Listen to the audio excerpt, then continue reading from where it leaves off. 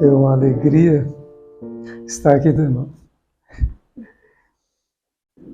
Esse tema remete a lembrar de Jesus.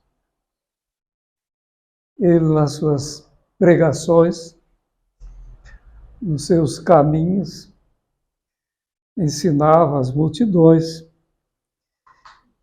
E numa oportunidade ele enunciou essa parábola do joio e do trigo, em que ele compara com um senhor que tinha um campo e ali ele mandou semear trigo e os seus servos fizeram isso direitinho.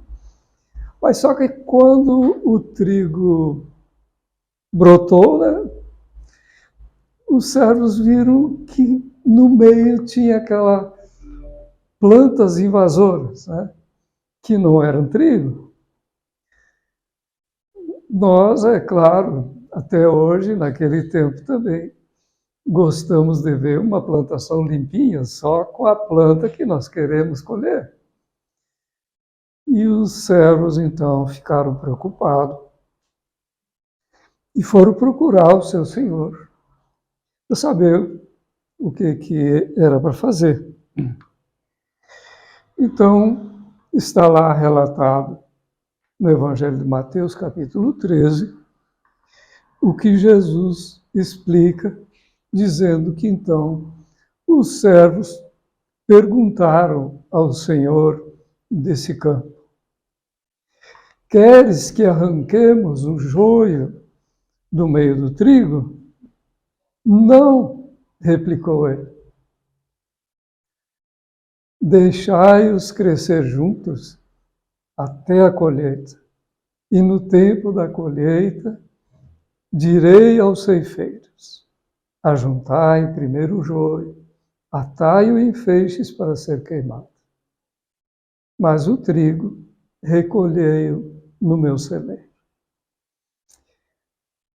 Ora, ali tem uma questão que surpreende quem planta, né? Que nós gostamos de um jardim, de uma roça, uma plantação limpa. E não pensaríamos de deixar o joio crescer junto com o trigo. Então, os servidores ali desse senhor se surpreenderam, naturalmente. Mas como deixar o joio crescer? É que nem quem planta o arroz, né? E tem aquele arroz vermelho que nasce, cresce e atrapalha todo. E aí o Senhor, surpreendendo, disse: não convém que eles fiquem juntos até o dia da ceifa. Isso era um contrassenso. Mas então, ele ainda diz que no dia da ceifa, né, quando chegasse essa época, aí sim seria separado um do outro e que o joio seria atado em feixe, não esqueço isso, e seria queimado. Mas o que pode ser isso? Né? E o trigo seria guardado, né, num lugar apropriado. Ora, se nós passamos a pensar o que pode ser isso, imagine as pessoas daquele tempo. Ninguém entendeu nada. E a prova disso, que os próprios apóstolos também não tinham entendido. Também não tinham entendido. E à noite, quando eles voltaram para casa, onde eles estavam hospedados, os apóstolos inquiriram Jesus e pediram para ele explicar para o que no Evangelho não acontece com as outras parábolas, né? Normalmente Jesus não fica explicando a parábola. Ele enuncia e faz todo mundo ficar pensando e não explica. E Jesus explicou o que significava tudo isso. E que também está lá relatado no Evangelho de Mateus, no capítulo 13, 39, em que ele enuncia ali que a ceifa, então, é a consumação da era, esse tempo que nós estamos vivendo agora. Os ceifeiros seriam os seus anjos, os emissários, os bons espíritos. O joio, né? Assim como o joio, ou a planta invasora, nas lavouras de hoje, de trigo, de arroz, que seja, é arrancado e queimado no fogo. Por que queimado no fogo? Para que a semente não germine e atrapalhe a plantação do ano seguinte. Tem que ser tirado e separado e queimado para que aquela semente não fique atrapalhando.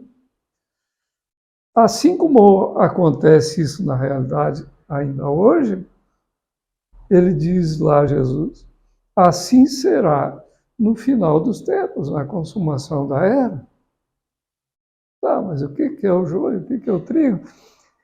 Aí ele diz, o Filho do Homem enviará os seus anjos, e esses recolherão todos aqueles que foram motivo de escândalo, ou seja, que foram pedra de tropeço para as outras pessoas.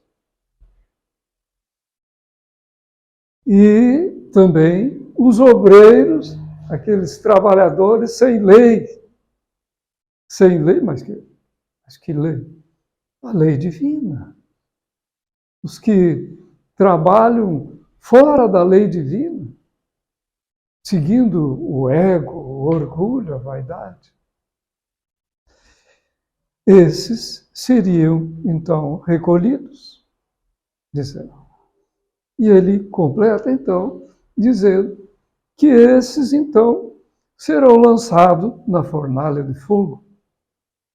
Tá, lá, a planta invasora ser queimada, tudo bem, mas agora nós já vemos ali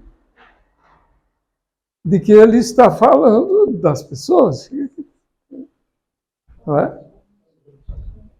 Que ele vai, no final do tempo, vai recolher as pessoas, aquelas que foram pedra de tropeço, que trabalharam fora da lei, serão recolhidas, queimadas, como diz ali, né? E lançada na fornalha de fogo. Das plantas, tudo bem, mas agora ele está falando das pessoas. Que fornalha de fogo seria essa? E aí então ele completa dizendo que ali, nesse momento, haverá pranto, ranger de dentes. Claro que ele está se referindo ao arrependimento de alguma coisa, daquelas pessoas arrependidas e por alguma coisa que deixaram de fazer. E ele então completa que os justos, no entanto, brilharão como o sol. Isso não lembra Jesus também, quando disse, deixai brilhar a vossa luz? Né? Deixai brilhar a vossa luz. Então, os justos brilharão como o sol, porque então já terão luz própria desenvolvida no reino do seu Pai. Então é interessante isso, que Jesus se dispôs a explicar essa parábola. Não será porque é muito importante que a gente pense nela, não é mesmo? É significativo esse ensinamento de Jesus. porque fala do final dos tempos. Isso é sério e oportuno, porque os espíritos já, na época de Allan Kardec, falaram ali no capítulo 20 do Evangelho segundo o Espiritismo, eles já advertiram: aproximam-se os tempos, que se cumprirão as coisas anunciadas. Lá em 1867, que foi o Evangelho. Aproximam-se. Mas hoje, nós já, 150 anos depois, já estamos vivendo, não estão mais se aproximando, nós estamos vivendo essa época. Então, torna-se muito importante a gente refletir realmente sobre o que está sendo falado, não é mesmo? Então, a época em que nós estamos, essa era de transição, é a era da separação do joio do trigo, em que as nossas escolhas que fazemos passam a ser redobradamente importantes. Que são escolhas que vão ser definitivamente a mostrar quem somos. Se somos joio ou se somos trigo de Deus. E eu lembro um espírito, aliás, mais de um, que já se manifestou na reunião mediúnica que eu participo, que veio dar assim um esclarecimento e uma advertência de que ele tinha sido autorizado pela equipe espiritual para dar esse depoimento, dizendo: porque ele disse, não aproveitei o tempo que eu estava aí, encarnado. E hoje eu, com os meus companheiros, lamento muito aqui, porque nós estamos sendo preparados para reencarnar num mundo primitivo, não o da Terra, não mais na Terra. E eu fui autorizado a falar para vocês, dizer, para que vocês aproveitem, porque a encarnação de vocês, essa pode ser a última na Terra, se também não aproveitarem na hora do desencarne, serem considerados a serem levados para outro lugar. Então, diz eles, pode ser a última encarnação de vocês. E eu tenho falado com outros que dirigem reuniões mediúnicas em várias casas e que ouviram o mesmo relato, a mesma advertência. Então, evidencia de que essa separação do joio e do trigo está acontecendo. Mas só que, ao contrário do que se falava ou se ensinava, de que haveria de ser aqui no plano físico, né, o fim do mundo que vai chegar e tal, ele está acontecendo no mundo espiritual. Então, conforme cada um está desencarnando, ele está passando por esse crivo, essa definição, conforme o que ele é. Se ele já tem luz, se ele já brilha ou não brilha.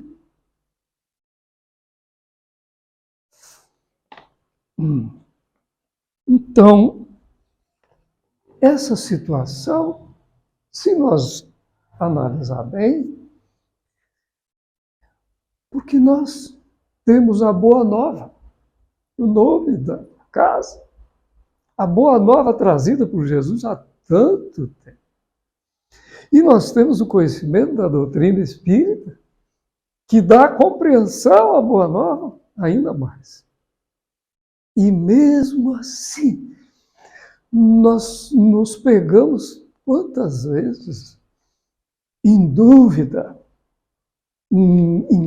naquelas fraquezas que alimentamos de tantas encarnações passadas e que ainda estão vivas em nós. É claro, o passado reencarnatório de outros tempos, se a gente se descuidar, ele está vivo. São tendências da alma que precisamos estar sempre muito atentos para não fazer as mesmas escolhas equivocadas de outros tempos. Apesar do conhecimento que temos. Pesado isso. Mas esses valores que ainda temos afinidades, eles um dia nos tornaram felizes? Não. E que valores são esses? Valores ilusórios.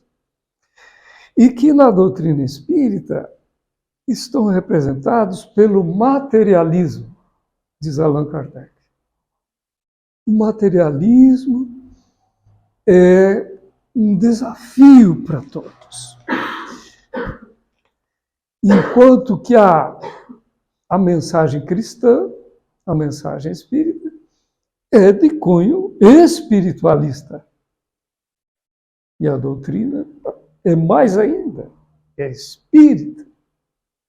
Porque espiritualistas são todas as religiões cristãs. Mas o materialismo é o contrário do espiritualismo. E isso levou Allan Kardec a se preocupar muito quando elaborou as obras básicas. E lá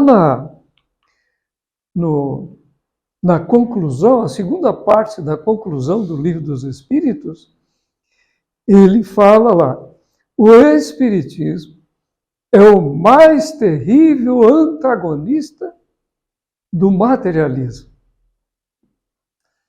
Não é, pois, de admirar que o Espiritismo tenha por adversários os materialistas. Porque o Espiritismo é o mais terrível antagonista do materialismo? Porque justamente ele desvenda que nós somos alma, não somos corpo, que nós somos imortais e que devemos viver de acordo, botando valor no que realmente permanece, não do que é momentâneo. Então, o Espiritismo é o que mais bem caracteriza isso e desvenda isso para que a pessoa não tenha dúvida disso. E é por isso que ele é tão perseguido também pelos materialistas. Mas ele fala isso na conclusão, porque durante a elaboração do Livro dos Espíritos, ele já tinha questionado os espíritos, elaborado a questão 799 do Livro dos Espíritos, em que ele pergunta de que maneira pode o Espiritismo contribuir para o progresso. Não o progresso de ter coisas, o progresso da alma. Porque a razão da nossa reencarnação é a evolução espiritual, ou o progresso espiritual. Então, de que maneira o Espiritismo pode contribuir com o nosso progresso espiritual? E os Espíritos dizendo que destruindo o materialismo, nos nossos conceitos, no nosso íntimo, conforme vamos estudando a doutrina espírita vai se desfazendo os valores materialistas. Então, destrói o materialismo, que é uma chaga da sociedade, que ela ilude a sociedade. O Espiritismo faz com que os homens compreendam onde se encontram seus verdadeiros interesses. Ah, mas meu interesse não é uma profissão, não é uma comodidade. Não, esse é o ego. Porque eu, espírito, só tenho como valor os valores do espírito. Então, o espiritismo pode contribuir com muito com a sociedade, justamente desvendando isso, para que todos tenham convicção de que são espíritos, convicção da reencarnação, por exemplo, valores que só nós temos e que são tão prementes o entendimento, não é? Para que realmente se ajude a humanidade. Não é? Então, o joio nessa parábola, nós podemos dizer que é a representação do materialismo, de tudo o que envolve esses conceitos ilusórios, seria a materialização do materialismo. E o trigo. O trigo é a representação do lado espiritual. O joio, o lado material, e o trigo, o lado espiritual. Não é mesmo? E ali, então, nós é que escolhemos. Todo instante somos convidados a escolher. Mas quando nós falamos aí do materialismo, nós não estamos condenando as coisas materiais que nos trazem bem-estar, comodidade, que Deus permitiu que nós inventássemos, criássemos, para servir de estímulo para a vida. Porque nós precisamos desse estímulo de perceber que nós estamos evoluindo, até mesmo no intelecto, na ciência. Então não há uma condenação das coisas, de ter comodidade, da busca da comodidade. Não, não é isso. Mas o que o joio representa, e que é condenável, que nos prejudica, é o apego.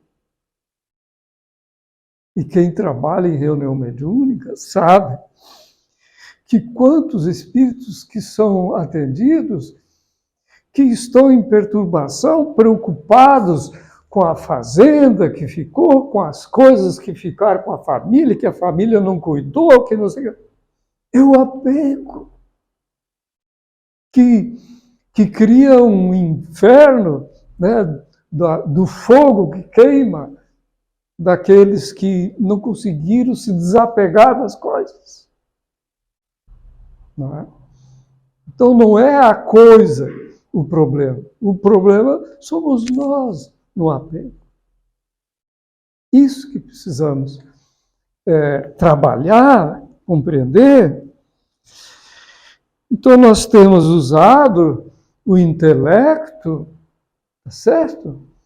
Mas não podemos ficar escravizados pelas coisas que criamos e buscamos. Tanto que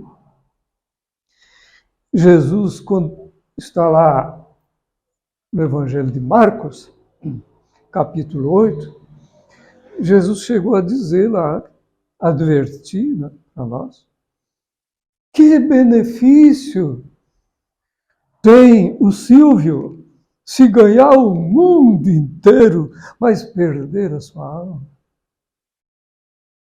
Eu me coloquei nessa frase. Eu convido que cada um se coloque nessa frase. Coloque o seu nome. Que benefício eu tenho, né? Se eu ganho todo o dinheiro do mundo, mas na hora do desencarne eu não tenho luz própria, não vou brilhar como o sol. Que o que é mais importante, não é mesmo? Ou a única coisa que é importante.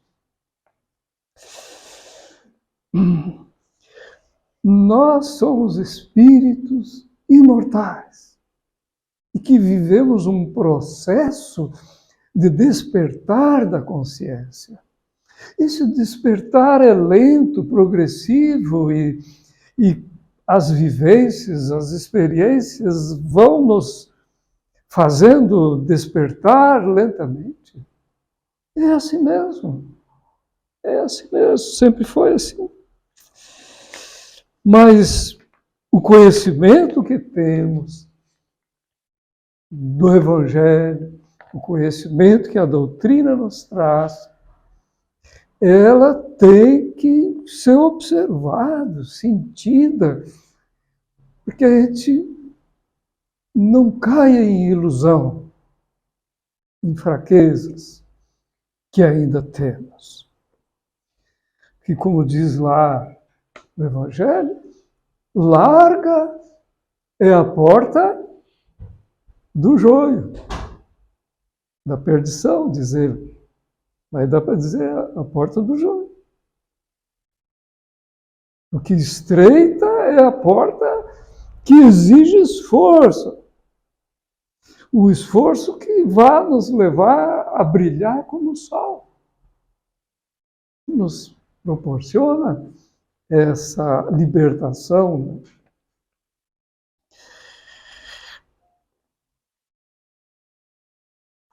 No Livro dos Espíritos, Allan Kardec faz uma pergunta que todos nós gostamos de fazer. Ele pergunta lá, questão 642.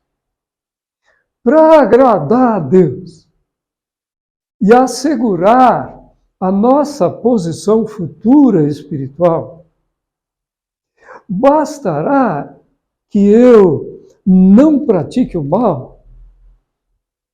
Tem que ser cada um de nós fazendo essa pergunta. Preocupado em fazer certo, eu tenho que me perguntar.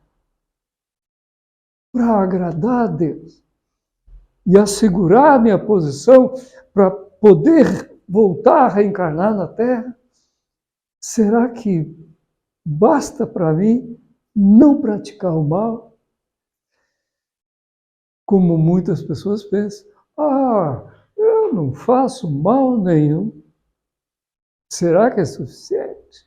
E os Espíritos nos disseram que não é suficiente. Não. Cumpre a nós fazermos o bem no limite das nossas forças. Então, aí a coisa já entra para a porta estreita, né? Porque é só não fazer o mal até que dava, né? Mas era a porta larga. Era a porta larga. Agora a porta estreita, ela exige mais.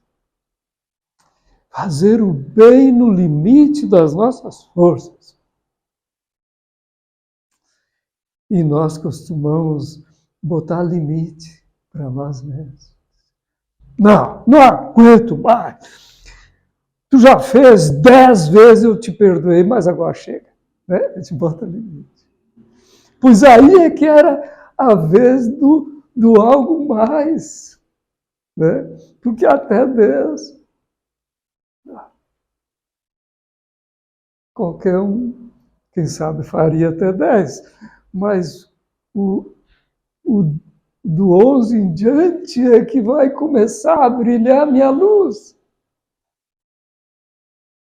Que eu vou começar a passar pela porta estreita.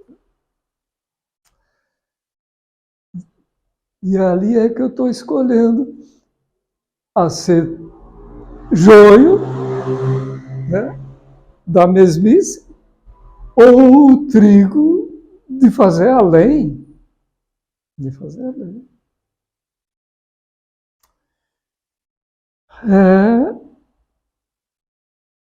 Nós sempre pensamos,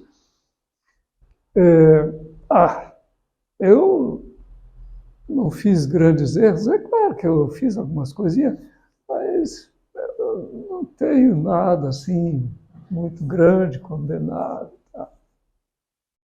Mas como ele diz ali, não é bem assim. Lembrando que um mar, um oceano, é formado por quê?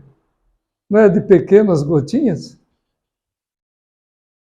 E a nossa consciência, a nossa paz de consciência, na hora do nosso desencarne, vai ser formado por quê? Pelas pequenas escolhas, não pelos grandes escândalos que eu não fiz. A paz de consciência é formada no dia a dia, a todo instante, pelas pequenas escolhas que fazemos. Ali é que se forma a luz. É ali que nós deparamos a cada instante com oportunidades de escolher que alcança todas as nossas atividades familiares, no ambiente profissional, social e na casa espírita, no ambiente religioso. Em todo momento somos convocados a fazer escolhas. Eu faço ou não faço? E para não dizer pelo nosso pensamento a todo instante. A todo instante, pelo pensamento, nós também fazemos escolhas. São as pequenas coisas que vão formando a paz de consciência daquele momento do desencarne que vai caracterizar quem eu sou. E essa situação de escolhas, hoje em dia está assim bem acentuado, porque a internet nos dá N sugestões. Olha a televisão, Deus, tá tudo. Vai falar com alguém, já fala não sei o que tudo. Vai para uma escola, até os professores lançam ideias e aí em todo momento é você que faz a escolha. Qual é a ideia, qual a sugestão que eu vou acolher? Eu vou acolher. Não, que todo mundo faz. Não, isso não é justificativa. Eu tenho que fazer o bem no limite das minhas forças. Porque os outros, será que estão fazendo no limite da força deles? Não. Então, e eu vou fazer a mesmice? Então nós estamos escolhendo ser trigo ou ser joio. Eu escolho ser joio quando eu guardo mágoa, rancor, ideia de vingança. Eu sou joio. E no trânsito ali, como é que eu sou? Sou joio ou sou trigo? Será que eu sou aquele trigo que ajuda na harmonia e segurança, a paz do trânsito? Ou eu não faço nada, mas eu fico pensando É um desafio. Mas a gente está o tempo todo passando por oportunidades de escolhas. Nas conversas, como são as nossas conversas?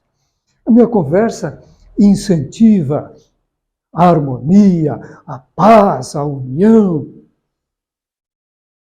Ou eu boto fogo, lenha na fogueira e... Né? Será que eu escuto o outro falar? Ou eu me imponho a minha vontade, a minha ideia, o meu ponto de vista? Nem eu escuto o que o outro está dizendo, eu quero impor a minha ideia. Eu estou colaborando com a harmonia, com a paz, com o bem? Sou joio?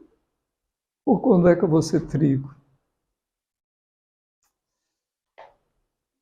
Então, é uma questão profunda essa do joio, do trigo, que cada momento nós estamos sendo convocados a pensar, né? Ou ainda somos aqueles que querem tirar vantagem em tudo. Ah, o outro dançou, eu cheguei primeiro. Mas quer tirar vantagem? Onde está a fraternidade, a solidariedade, a caridade, só a caridade que salva, né? Que, como diz o Espírito.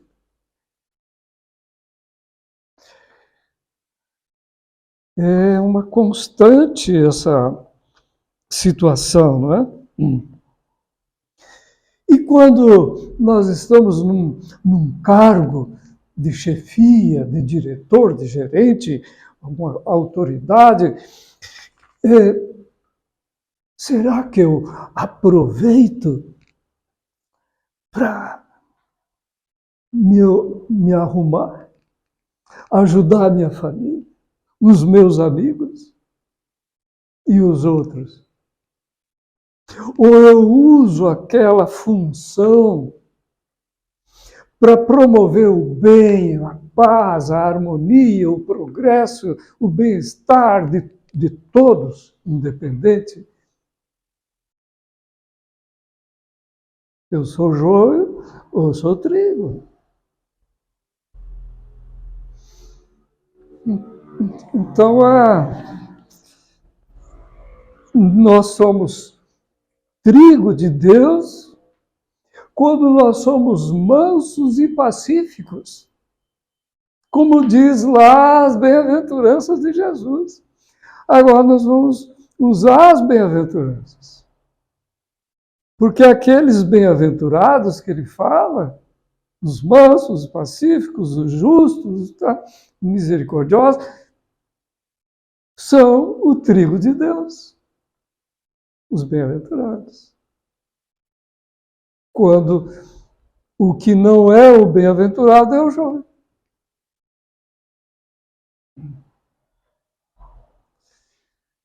Faz pensar, não é mesmo?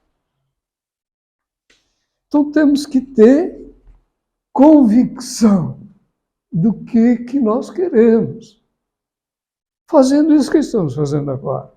Refletindo, elucidando, compreendendo a vontade divina pelo estudo, pela compreensão, porque aí, saindo lá fora, qualquer coisa que acontecer, eu sei qual é o certo, qual é o justo, qual é o melhor. E que o meu sim seja sim, que o meu não que seja não, e não que eu queira agradar os outros, nem fazer o que os outros fazem, mas que eu seja exemplo. Quem sabe o outro não faz o mais certo, porque nunca viu o exemplo de alguém. Precisa que eu tenha essa coragem, para que ele se choque e veja que tem uma outra forma de ser. Aí eu sou trigo para ele, um estímulo para ele, uma oportunidade para ele repensar a vida. Porque, veja que nós não reencarnamos para ficar ricos, como a gente assim mais fica preocupado. Ou então para tirar férias, para não fazer nada. Não, também não.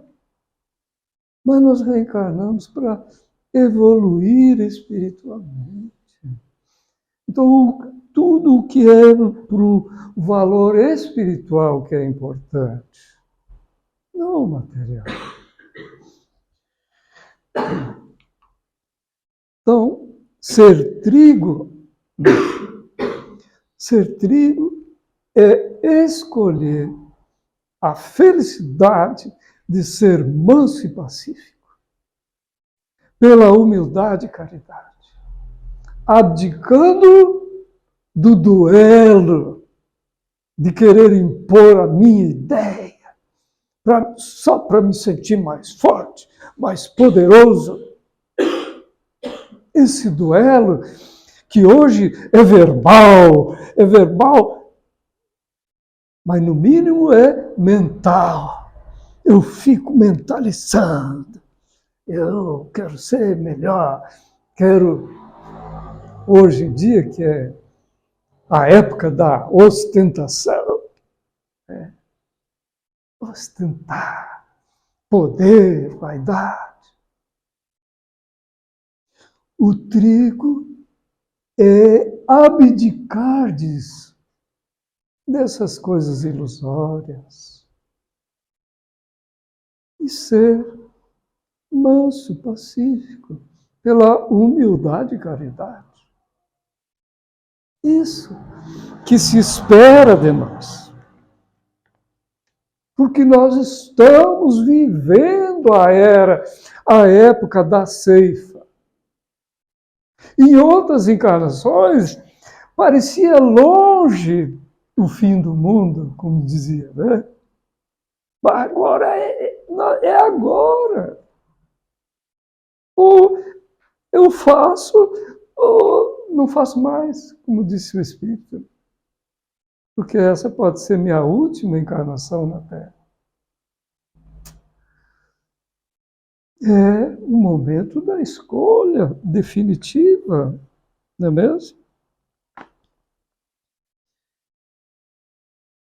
Então, por enquanto, ainda é necessário que o joio permaneça junto ao trigo, para que o trigo, mostre os seus frutos, demonstrando que é trigo. Porque nós sempre lamentamos, mas por que o mundo é assim? Por que o outro faz isso e a gente abomina e gostaria que fosse diferente, os outros fossem diferentes? Lembrem de Jesus. Ele disse, não, o joio precisa ficar junto com o trigo até o último dia, justamente porque o trigo tem a oportunidade de mostrar que é trigo. Né? Se todos fossem igualzinhos, que nem aquela plantação de trigo daquela imagem antes da palestra, tudo bonitinho, amarelinho, bonitinho, tudo igualzinho, todo mundo é trigo. E como é que eu vou saber se eu realmente estou sendo trigo? Justamente como é agora, que somos desafiados, que o joio está no meio de nós, e que a gente, que nos cutuca, que nos dá a oportunidade de fazer as escolhas certas, de mostrar que eu já, pelo menos estou me esforçando a ser trigo. Então é necessário que o joio permaneça junto do trigo até o dia da ceifa, até o último dia.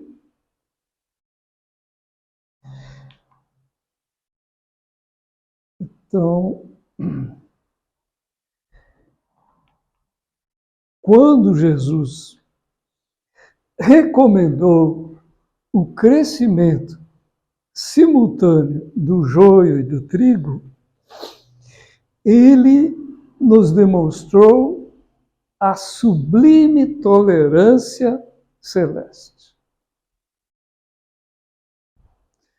Porque se fôssemos nós, né? Não! Tira isso daí! Mata aquele lá! Enforca aquele outro, porque fez tudo errado. E Deus não. Né? Como diz Jesus. Não, o joio precisa permanecer junto.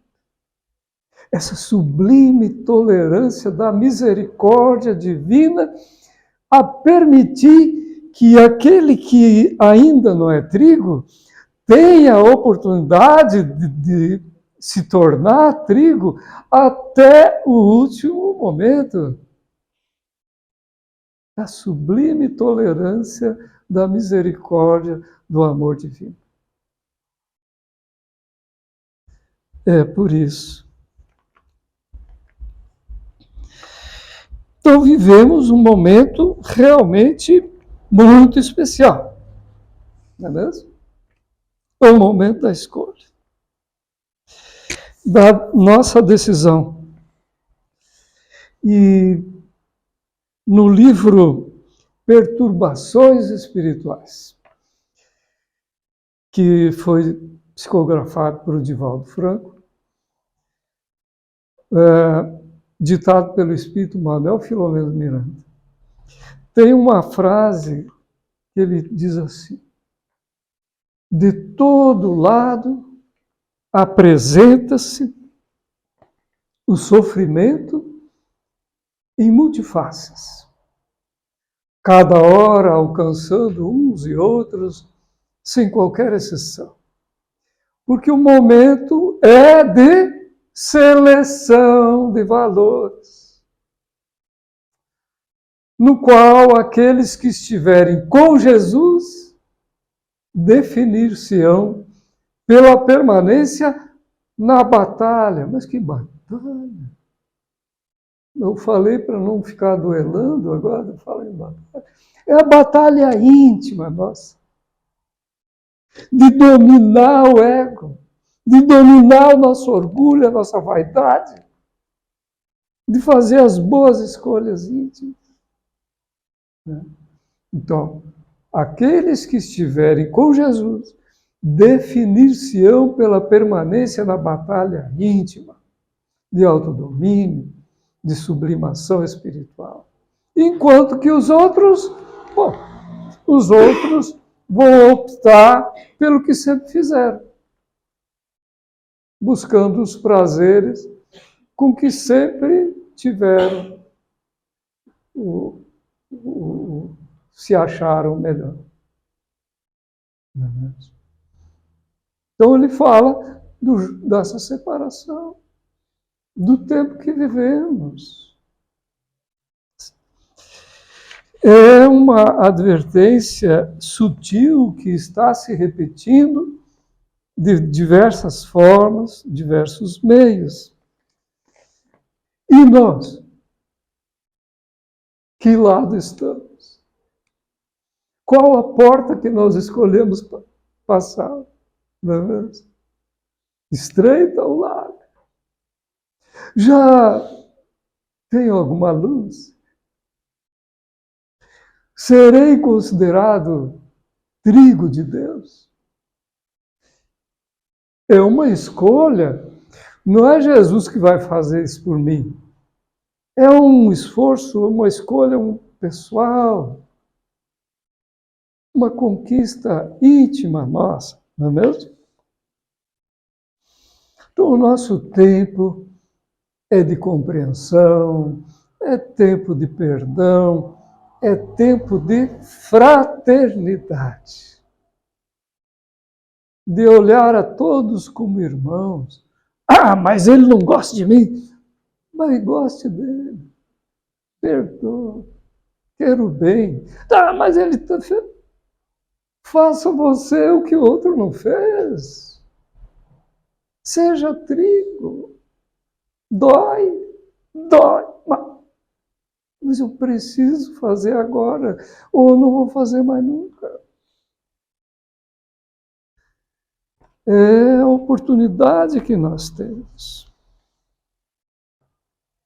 E tem uma outra questão, que como aquele espírito me falou na reunião mediúnica, que eles estavam sendo reunidos, lembra da parábola em que Jesus diz que o joio seria reunido, amarrado em feixe e queimado?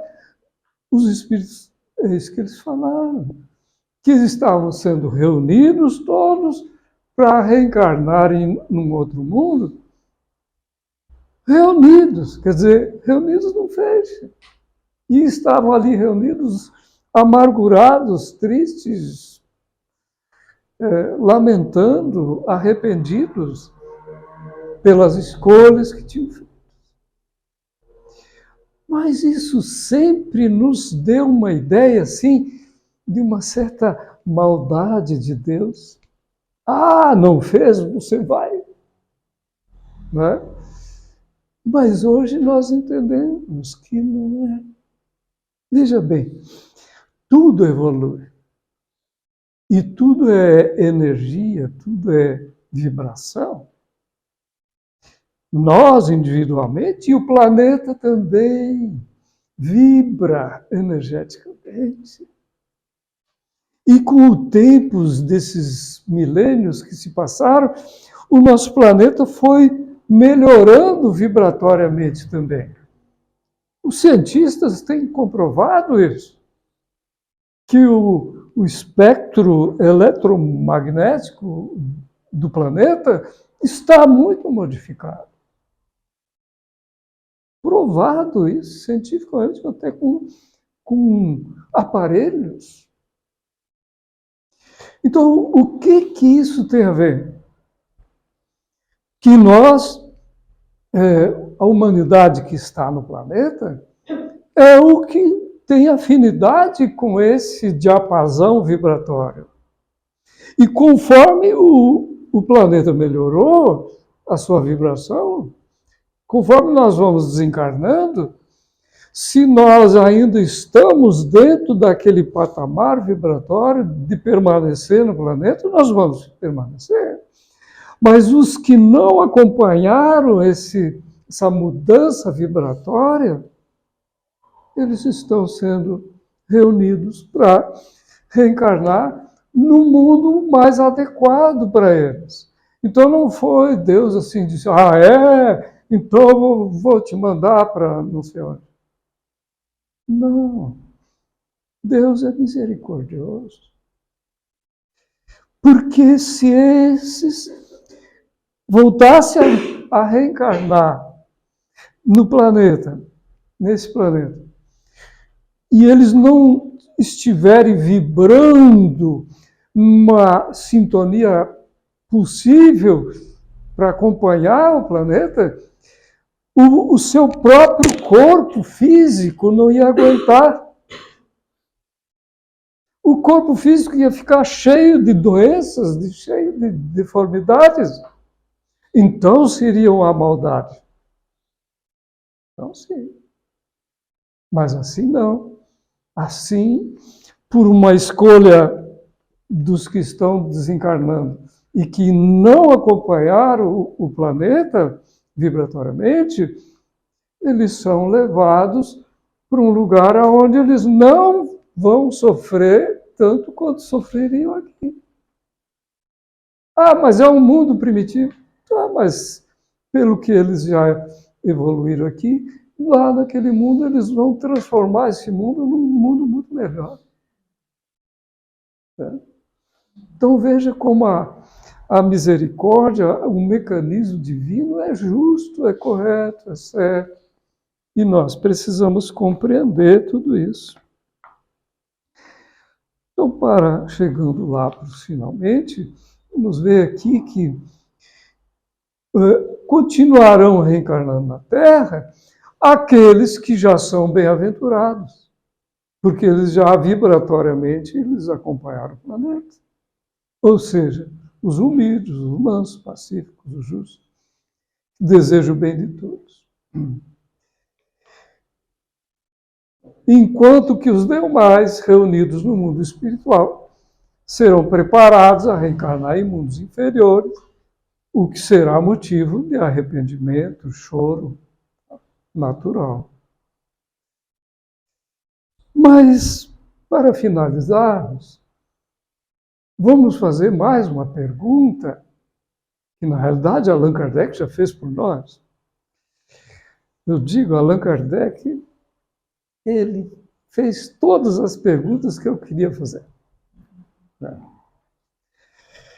Ele perguntou assim, está lá relatado no capítulo 20 do Evangelho segundo o Espiritismo, número 4, dos obreiros do Senhor. Essa é a pergunta que nós precisamos nos fazer, e a resposta eu sugiro que vocês imprime e bota lá na porta da geladeira. Para todo dia ficar olhando. Então, ele pergunta para nós, por que sinais reconheceremos os que se acham no caminho de serem trigo de Deus? Essa é a pergunta. Essa. Não, vocês não ficaram com vontade de saber? É isso? Allan Kardec já tinha feito. E a resposta dos espíritos, para nós, né? Eles dizem para nós, reconhecê-los-eis, os trigos de Deus, pelos princípios da verdadeira caridade que eles ensinarão e praticarão.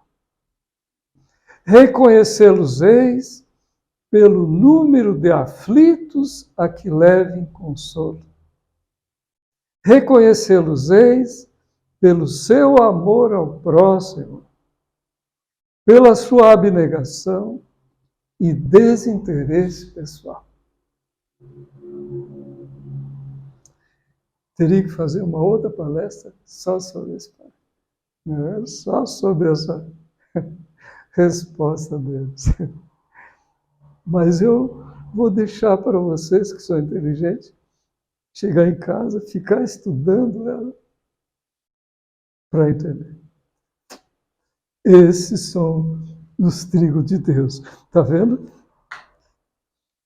Dei mastigado para cada um. Já fazer só isso já está resolvido. Tá bom?